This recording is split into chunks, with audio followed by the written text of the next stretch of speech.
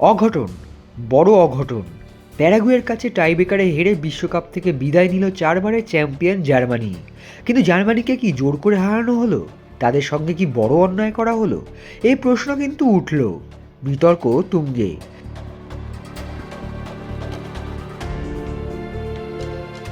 काटू क्या अभी काटू? आप नहीं रुक जाइए। गेम कोई भी हो, पकड़ मजबूत होनी चाहिए। सीमेंट से पकड़ बनाए मजबूत। SRMB 550D TMT बार। অতিরিক্ত সময় কর্নার থেকে হেড করে গোল করেছিলেন জোনাথন তা, কিন্তু প্যারাগুয়ে গোলরক্ষক অরল্যান্ডোকে নাকি ফাউল করেছিলেন অ্যান্টন। তাই ভারের সাহায্যে গোলটি বাতিল করেন রেফারি, কিন্তু ওটা আসলে ফাউল ছিল না। স্পষ্টতই প্লে অ্যাক্টিং করে পড়ে যান গোলরক্ষক অরল্যান্ডো।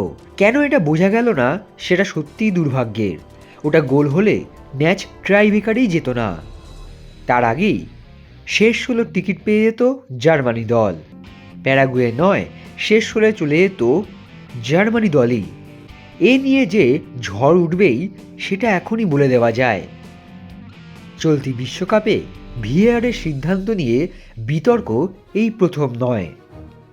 প্রথম ম্যাচে মেসির লাল কার্ড না দেখা হোক কিংবা ভিনিসিয়াস জুনিয়রের হ্যাটট্রিকের গোলটি বাতিল করা, ভিএআরের সিদ্ধান্ত নিয়ে 2026 বিশ্বকাপে একাধিকবার বিতর্কের সৃষ্টি হয়েছে।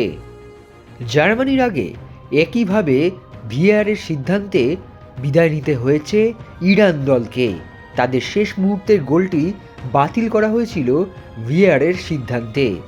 একইভাবে গোল বাতিল হয় কলম্বিয়ার।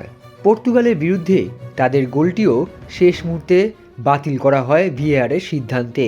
অর্থাৎ ভিএআরের সিদ্ধান্তগুলি আদতে ফুটবলের আঙিনায় সাহায্য করছে নাকি বড়সড় বিপদ ডেকে আনছে একাধিক দলের জন্য, এ নিয়ে কিন্তু বিতর্কের সৃষ্টি হয়েছে।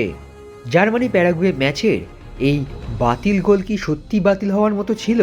আপনাদের কি মনে হয় জানাবেন কমেন্ট বক্সে।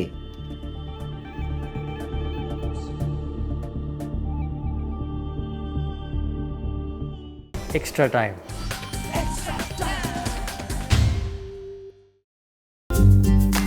লেটেস্ট নিউজ আর এক্সক্লুসিভ ভিডিওর সঙ্গে আপডেট থাকতে এখনই সাবস্ক্রাইব করুন আমাদের ইউটিউব চ্যানেল।